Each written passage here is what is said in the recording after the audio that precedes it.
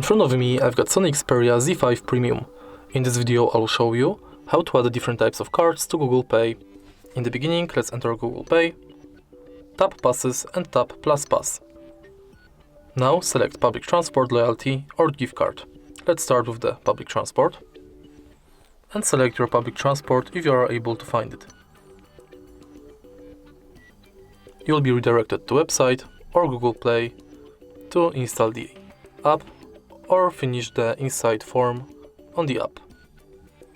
Next, we can add loyalty program. So let's select, for example, Payback Poland. You can scan your card or enter details manually.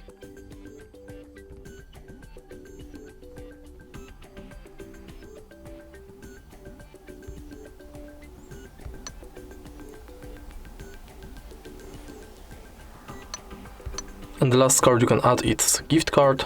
It's similar to loyalty card because you have to select a shop and now enter card number, PIN, balance and your notes. All of your cards will appear right here. If you find this video helpful, please leave like, comment and subscribe.